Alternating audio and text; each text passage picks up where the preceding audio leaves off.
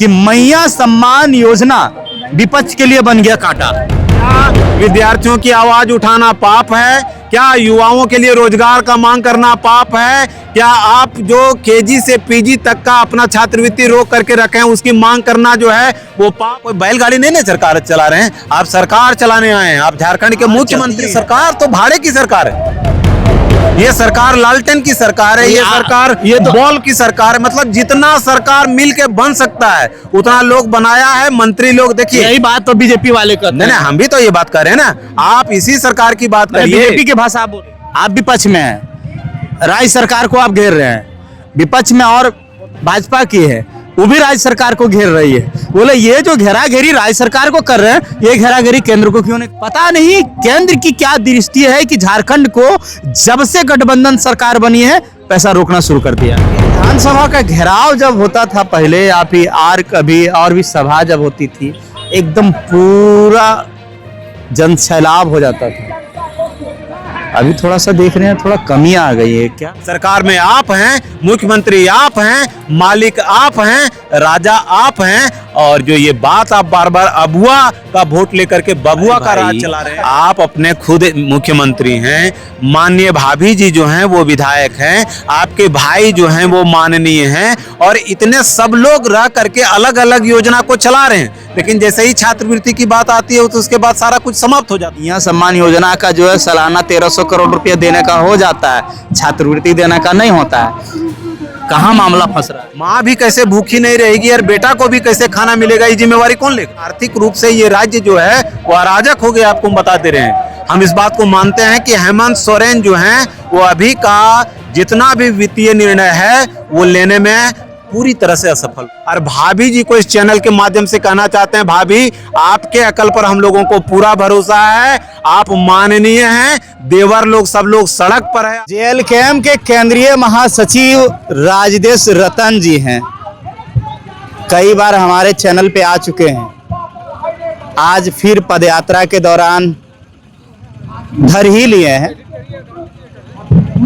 इनको लगता है ना, पूछते हैं ना कि भाई बड़ा तीखा पूछते हो, तो आज फिर तीखे पूछ देते हैं। पदयात्रा जेएलकेएम के तमाम समर्थकों द्वारा डुमरी से विधानसभा तक पदयात्रा निकाली गई। वो पदयात्रा थी छात्र अधिकार पदयात्रा, यानी छात्रवृत्ति को लेके। हालांकि 5 सूत्री मांग था, 5 सूत्री मांगों को लेके आप यहाँ आए हैं।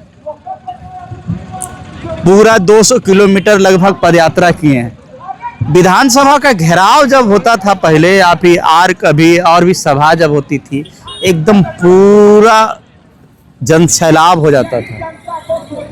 अभी थोड़ा सा देख रहे हैं, थोड़ा कमी आ गई है, क्या कारण?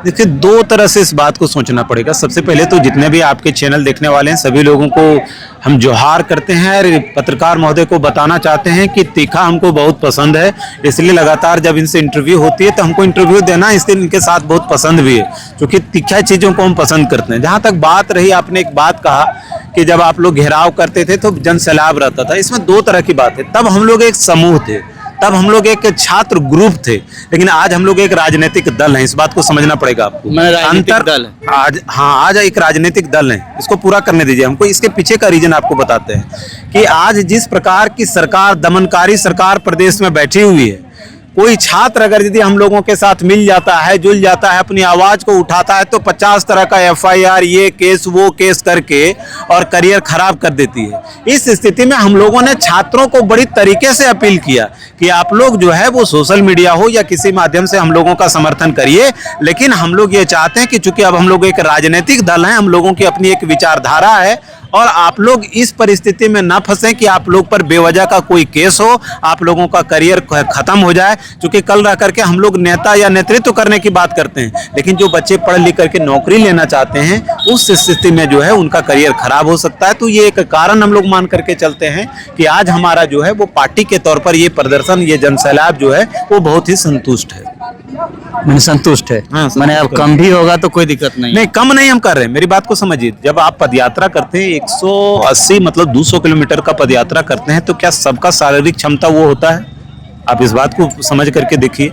आप विश्वास नहीं करिएगा कि आदमी का पैर में फोड़ा होता है, हम लोगों का पैर में मेरा फोड़ा हो गया है और साथ में देखिए हाथ में भी फोड़ा हो गया है। डंडा पकड़ के आए थे हाँ, इसीलिए कह रहे हैं। तो कहने का मतलब वह सबका अपना अपना शारीरिक क्षमता होता है और शारीरिक क्षमता के हिसाब से जिस प्रकार का सैलाब आप देख पा रहे हैं वो संतोषजनक है। क्योंकि अब हम लोग एक राजनीतिक दल के रूप में काम कर रहे हैं, एक छात्र समूह का रूप, आवाज उन्हीं का उठा रहे हैं, आवाज उन्हीं का उठा रहे हैं, लड़ाई उन्हीं की लड़ रहे हैं, अधिकार की बात उन्हीं की हो रही। लेकिन ये दमनकारी सरकार जो पति पत्नी की सरकार है, ये चाहती है कि युवाओं को, विद्यार्थियों को आगे नहीं बढ़ने दिया जाए। तो निश्चित रूप से बच्चे तो डरते ही। आपने शब्दों का यूज किया, दमनकारी सरकार, पति पत्नी की सरकार। तो छात्रवृत्ति जो ओबीसी का जो बाकी है वो सिर्फ राज्य सरकार के अधीन है या इसमें केंद्र का भी हिस्सा है? नहीं, आपकी बात से हम बहुत इत्तेफाक रखते हैं कि ये केंद्र का भी मामला है। लेकिन पत्रकार महोदय, इस बात को भी आपको समझना पड़ेगा कि अगर आप मुख्यमंत्री बने हैं तो केंद्र के साथ कैसे समन्वय बनाइएगा, ये जनता का काम नहीं है, ये आपका काम है। ये छात्र यहाँ से जाकर के मोदी जी से बात नहीं करेंगे, हमारे नौजवान जाकर के मोदी जी से बात नहीं करेंगे। आपकी टीम बनी, आप जाकर के प्रधानमंत्री से मिलिए या जहां से स्कॉलरशिप रिलीज होता है वहां से मिलिए। आप ये बताइए कि जो साग सतुआ बेच करके गरीब माता पिता अपने बच्चों को पढ़ा रहे हैं, क्या छात्रवृत्ति उन तक नहीं पहुंचनी चाहिए? क्या उनकी पढ़ाई को रोक दी जानी चाहिए? हम ये बात नहीं कह रहे हैं। आप खाली ठिकरा जो है वो केंद्र सरकार पर फोड़िएगा तो इससे विद्यार्थी, नौजवान और ये सारे, ये आपका एक जवाब जो है वो संतोषदायक नहीं है। आप कैसे समन्वय बैठाइएगा? सरकार में आप हैं, मुख्यमंत्री आप हैं, मालिक आप हैं, राजा आप हैं, और जो ये बात आप बार बार अबुआ का वोट लेकर के बबुआ का राज चला रहे हैं, ये सब लोग आसानी से समझता है। देखिए, आप जो बात किए कि सरकार समन्वय बैठा है, सरकार लगातार जो है 2023-24, 24-25, 25-26 वो लगातार वो 3 वर्षों से मांग कर रही है। 2023-24 में 200, अगर पोस्ट मैट्रिक की अगर ओबीसी की बात करें तो उसमें जो है 271 करोड़ की मांग की गई थी, जिसमें से 77 करोड़ मिला बताया जा रहा है। 2024-25 में 253 करोड़ की मांग की गई थी, 33 करोड़ मात्र मिला। और 2025-26 में 270 करोड़ लगभग मांग किया गया था, 1 रुपया भी रिलीज नहीं, नो रिलीज। तो सरकार कह रही कि हम चिट्ठी दिखा देंगे, हम लगातार समन्वय स्थापित करने की बात कर रहे हैं, हम लगातार मांग कर रहे हैं। पता नहीं केंद्र की क्या दृष्टि है कि झारखंड को जब से गठबंधन सरकार बनी है पैसा रोकना शुरू कर दिया। देखिए, हमको एक बात आप समझाइए। आप अगर किसी परिवार का मालिक हैं तो आपको जवाबदेही भी लेने के लिए सीखना पड़ेगा। आप देखिए, हम लोग गरीब परिवार से आते हैं, आप जिस बैकग्राउंड से आते हैं, आप भी, आपको हम जानते हैं, हमको भी आप जानते हैं। दुर्गा पूजा होता है, हम गरीब जो हैं वो मार्केटिंग करते हैं। तो मार्केटिंग करते हैं तो उस परिस्थिति में सब लोगों का कपड़ा खरीदाता है।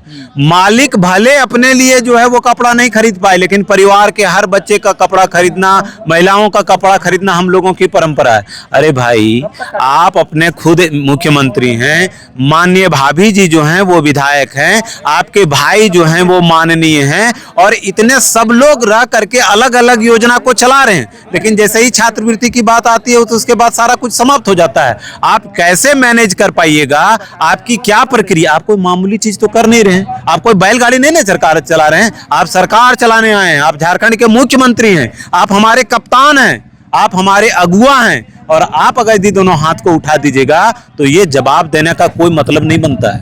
इस जवाब से कोई भी ना छात्र संतुष्ट होगा और ना कोई युवा संतुष्ट होगा और ना कोई पार्टी संतुष्ट होगी। इस बात को आप समझ लीजिए। डाटा एनालिसिस की पढ़ाई वो अपना करें, कभी कहते हैं कि टेक्निकल प्रॉब्लम है, कभी कहते हैं कि ये प्रॉब्लम है।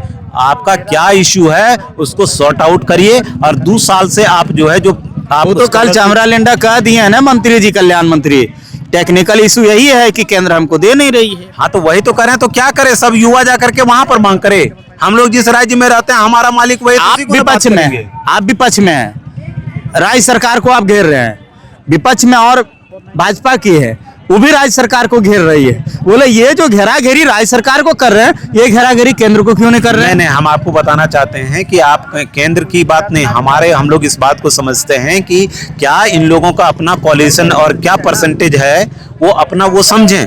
हम लोगों ने सीधा बात रखा है कि भैया आपकी जो योजनाएं, जब आप सारा योजनाओं को स्थगित करके और उगाही केंद्र खोल के रखे हैं, हर जिला से पैसा आ रहा है, हेलमेट चेकिंग हो रहा है, जूता चेकिंग हो रहा है, टायर में हवा नहीं है वो चेकिंग हो रहा है, यहाँ से पैसा लाओ, बालू बेचो, ऐसे करो, तो भाई छात्रवृत्ति दे दीजिए गरीब लोगों को। अच्छा, बौद्धिक बात, मामला कहाँ पेंच फंस रहा है? आप लोग मैया सम्मान योजना को भी जोड़ दे रहे हैं कि मैया सम्मान योजना का जो है सालाना 1300 करोड़ रुपया देने का हो जाता है, छात्रवृत्ति देने का नहीं होता है। कहाँ मामला फंस रहा है? देखिए एक बात को समझिए, मैया सम्मान योजना के खिलाफ हम लोग नहीं हैं, लेकिन आप किसी माँ को अगर यदि 2000 रुपया मंथली दे रहे हैं और उसका बेटा जिसको स्कॉलरशिप मिल करके पढ़ लिख करके वो बहुत अच्छा कर सकता था, अपने परिवार के भविष्य को सुधार सकता था, आप उस पर ध्यान नहीं दे रहे हैं, ये निंदनीय है। हम लोग ये चाहते हैं कि महिलाएं सशक्त हों। आप मैया योजना दे रहे हैं, ये बहुत अच्छी बात है, लेकिन आपके पास प्लानिंग, कैमरा में ये कह रहे हैं, लेकिन जब बड़े बड़े ये जो बाजा लगा हुआ है उसमें आप कहते हैं कि मैया को सम्मान और छात्रों को अपमान, मैया सम्मान योजना बंद करके छात्रों को दिया जाए, क्योंकि छात्र जो है देश के भविष्य हैं। नहीं, हम एक बात आपको बता दे रहे हैं, हम ये कभी ये नहीं कह रहे हैं कि माँ को भूखा रख करके बेटे को खाना दिया जाए। हमारा ये कहना है कि भाई आप परिवार चलाने वाले हैं, माँ भी कैसे भूखी नहीं रहेगी और बेटा को भी कैसे खाना मिलेगा, ये जिम्मेवारी कौन लेगा? ये जिम्मेवारी कौन लेगा? आपका सारा प्रक्रिया जो है वो चलते रहे और यहाँ पर जो है वो विद्यार्थी और युवा पिसता रहे, ये नहीं चलेगा। हम लोग इसके खिलाफ हैं। मैया सम्मान योजना सरकार की महत्वाकांक्षी योजना है। सिर्फ मैया सम्मान योजना को पकड़ करके दिन भर सरकार बैठी रहती है और बस उसी का गुणगान करने से राज्य नहीं चलेगा ना। उसके अलावे मैया के अलावे उसके संतान भी हैं, उसके लाल भी हैं, युवा भी हैं, विद्यार्थी भी हैं। आप देखिए कहाँ स्थिति फंसी हुई। ठेकेदार जितने हैं वो लोग जो हैं वो पूरी तरह से हड़ताल पर बैठे हुए हैं। चलिए, मैया सम्मान योजना से ही क्या सारा पेंच फंस रहा है? हम केंद्र भी अगर पैसा नहीं रिलीज कर रही है तो क्या लगता है कि कहीं ना कहीं मैया सम्मान योजना जो है बहुत भारी पड़ गया है कि भाई मैया सम्मान से महिलाओं को तो अपने तरफ कर ही लिए हैं, अब छात्रों को भी अपने तरफ कर लेंगे तो फिर मेरा क्या होगा? क्या ये पेंच मैया सम्मान से फंस रहा है? नहीं, आपको एक बात समझना पड़ेगा, मेरी बात समझिए। आप जो बात प्रश्न पूछना चाहते हैं वो सरकार का मामला है, फिर से आपको हम दोहरा रहे हैं। सरकार ये समझे कि उसकी पेंच फंस रही है, नहीं फंस रही है, उन लोगों से, उससे युवाओं को, विद्यार्थियों को कोई मतलब नहीं है। विद्यार्थियों को स्कॉलरशिप चाहिए, वो अपना पैसा देगा और तब जाकर के वो पढ़े। तो आप स्कॉलर की मांग करिए। स्कॉलरशिप हमारी पहली मांग है। मैया की बात आ रही है तो क्या देखिए, अब देखने को तो यही मिल रहा है कि अब हम लोग भी अगर विश्लेषण करें तो यही ना कर सकते हैं कि मैया सम्मान योजना विपक्ष के लिए बन गया कांटा। नहीं, हम लोग इस बात को मानते हैं कि सरकार जितनी भी महत्वाकांक्षी योजना चलाए उससे राज्य का विकास होगा, लेकिन इसका ये मतलब नहीं होता है कि मैया के नाम पर उसके लाल का बलिदान दिया जाए। बलिदान के खिलाफ है हम लोग। आप मैया को संरक्षण दे रहे हैं, मान सम्मान दे रहे हैं, इसमें किसी तरह का कोई बात नहीं, लेकिन उस परिवार का आने वाला पीढ़ी, किसी भी राज्य का जो है वो विकास तभी संभव है जब वहाँ के युवाओं का, विद्यार्थियों का, बच्चों का भविष्य जो है वो तय किया जाए, उनको स्कूल भेजा जाए, कॉलेज भेजा जाए, यूनिवर्सिटी भेजा जाए। लेकिन 2000 और 2500 अगर यदि आप सिर्फ दे रहे हैं और आप ये सोच रहे हैं कि बस हम प्रदेश का विकास कर रहे हैं, प्रदेश को आगे लेकर के जा रहे हैं, तो कहीं ना कहीं इस बात को बता दे रहे हैं कि सरकार की गलतफहमी है। और सरकार अगर यदि अपने आप को इस मामले में समझती है कि नहीं चला पा रहे हैं सरकार को, तो इस्तीफा का तो रास्ता खुला ही हुआ है। मुख्यमंत्री सब लोग बैठ करके इस्तीफा दे दे एक बार। वो तो सरकार तो कह रही है कि हमें जो है छात्रवृत्ति का पैसा केंद्र नहीं दे रहे हैं, सारे विपक्ष मिल के जो है सरकार से मांग करे। तो क्या आप मांग करेंगे? अगर आप सरकार को मानते हैं तो हम निश्चित रूप से मांग करते हैं। ऐसा नहीं कि हम ये कह रहे हैं कि बस केंद्र सरकार जो है वो अपनी मनमानी करे या राज्य सरकार अपनी मनमानी करे। आप मेरी बात नहीं समझ रहे। किसी भी स्थिति में दो लोकेशन होता है, एक सेंट्रल लोकेशन होता है और एक इनर लोकेशन होता है। हम जिस प्रदेश में बैठे हैं इसका मुख्यमंत्री हमारा जो है वो माननीय हेमंत सोरेन जी हैं। इसका मुख्यमंत्री मोदी जी नहीं है, इस बात को समझिए। मोदी जी से बात करना हेमंत सोरेन का काम है।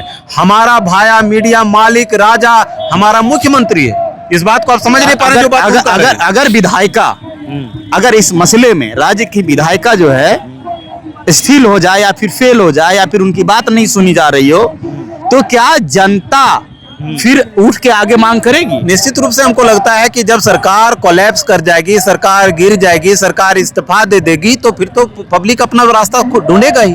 ऐसा नहीं है। जब अराजकता का माहौल ये लोग बना दिया है, आर्थिक रूप से ये राज्य जो है वो अराजक हो गया, आपको हम बता दे रहे हैं। हम इस बात को मानते हैं कि हेमंत सोरेन जो हैं वो अभी का जितना भी वित्तीय निर्णय है वो लेने में पूरी तरह से असफल रहे हैं। इसमें किसी तरह का कोई तो फिर ये 2 टर्म सरकार चली कैसे? देखिए मेरी बात भी सवाल है। देखिए इसका ये मतलब नहीं होता है जब सरकार चलती, ये सरकार तो भाड़े की सरकार है, ये सरकार लालटेन की सरकार है, ये सरकार ये तो बॉल की सरकार है। मतलब जितना सरकार मिल के बन सकता है उतना लोग बनाया है, मंत्री लोग। देखिए यही बात तो बीजेपी वाले करते हैं। नहीं, हम भी तो ये बात कर रहे हैं ना, आप इसी सरकार की बात करिए। बीजेपी की भाषा आप बोल रहे हैं? नहीं, हम अपना जेल कैंप की बात कर रहे हैं। हमको बीजेपी और जेएमएम से कोई मतलब नहीं है, हमको मतलब है सरकार, राज्य का मुख्यमंत्री सरकार किसका है। नहीं, मैं नहीं कह रहा हूँ कि आप बीजेपी की भाषा नहीं, मेरी बात समझिए। वही पार्टी के लोग कह रहे हैं हम कि पढ़ा लिखा भगत सिंह का चेला है। हम हमेशा इस बात को मानते हैं कि सत्ता से ही प्रश्न पूछा जाना चाहिए। आज अगर भाजपा होती तो भाजपा से हम लोग प्रश्न पूछते, आज सत्ता में मुख्यमंत्री हैं तो मुख्यमंत्री से प्रश्न पूछेंगे। ये वही मुख्यमंत्री हैं। अगर राजनीतिक तौर पर आप बात को समझना चाहिए कि जो आरजेडी के तहत सरकार अपना ही बना करके चला रहे हैं, उनका बेटा जो है वो विधानसभा बिहार में लड़ता है, और यही राज्य की सरकार जो है वो एक सीट के लिए तरसते रह जाती है, इनको एक सीट नहीं मिलता है। तो ये अपने ही जब कॉलिजन में समन्वय नहीं बैठा पा रहे हैं तो ये केंद्र से कब समन्वय बैठाएंगे। इसीलिए आपको बोल रहे हैं कि असफल विचार के साथ आर्थिक रूप से असफल सरकार है। असफल है, पूरी तरह से असफल है। तो फिर मांग कर छात्रों का फिर क्या होगा? अब यही तो है ना, हम तो आपको बता रहे हैं कि छात्र आप कह रहे हैं सरकार सब असफल है। देखिए मेरी केंद्र दे नहीं रही है, फिर छात्रों का क्या होगा? हम फिर से आप मेरी बात को नहीं समझ फिर पा आप रहे हैं। पदयात्रा, फिर आप जो है जेएमएम का प्रवक्ता जैसा बात कर रहे हैं यहाँ पर। मेरी बात को आप समझिए। हम ये कह रहे हैं आपको कि भैया ये सरकार हमारी मालिक है, माननीय मुख्यमंत्री हमारे राजा हैं, हम लोग उनका प्रजा हैं। तो हमको दुख होगा तो राजा साहब के पास हम लोग जाएंगे कि नहीं जाएंगे, ये बताइए। नहीं, आप बोल दिए जेएमएम प्रवक्ता, हमने बोला कि छात्रों का क्या होगा फिर? नहीं, आप बार बार जो जोर दे रहे हैं कि केंद्र नहीं दे, हम ये बात को समझने के लिए थोड़ी यहाँ पर बैठे हुए हैं कि उसका क्या मामला है। आप हमारे राजा हैं, आप इस परिस्थिति से राज्य को कैसे निकालिएगा ये आपकी जिम्मेवारी है। अब तो सौभाग्य से राजा रानी दोनों हैं, अब तो एक ही राजा साहब नहीं है, रानी भी हैं। इसलिए दोनों पति पत्नी की सरकार जो है आप लोग मिलजुल करके और विद्यार्थियों को, युवाओं को ठग रहे हैं, उसको बंद करिए और सरकार में जो है छात्रवृत्ति दीजिए और युवाओं को आगे बढ़ाइए, रोजी रोजगार दीजिए। देखिए एक चीज और है कि सारे मुद्दे जब खत्म हो गए, सारी चीजें जो ये हो गई, तो अभी विधानसभा का सदन, लोग कह रहे हैं कि सदन में कुछ मुद्दा को उठाने के लिए और पार्टी को जीवंत बरकरार रखने के लिए जेल कैंप के लोगों ने पदयात्रा शुरू किया है। बहुत अच्छी बात है। आपके जितने भी मीडिया देख रहे हैं चैनल, उस चैनल की, इस चैनल से माध्यम से हम पूछना चाहते हैं कि क्या विद्यार्थियों की आवाज उठाना पाप है? क्या युवाओं के लिए रोजगार का मांग करना पाप है? क्या आप जो केजी से पीजी तक का अपना छात्रवृत्ति रोक करके रखे हैं उसकी मांग करना जो है वो पाप है? जो सरकार आई है, जो माती हुई सरकार है, मादक सरकार है अपने पावर में, उसको इस बात का एहसास हम लोग दिलाना चाहते हैं कि जब जब छात्र बोला है राज सिंहासन डोला है। ये सब अल्ल बल्ल बोलने से जो है उनका काम नहीं चलेगा। युवा जो होते हैं वो किसी भी प्रदेश का जान होते हैं, छात्र जो होते हैं उसका नेत्र होता है। इसलिए हम लोग इस बात को मानते हैं कि अनरगल विलाप करने से उनको कोई फायदा नहीं मिलेगा।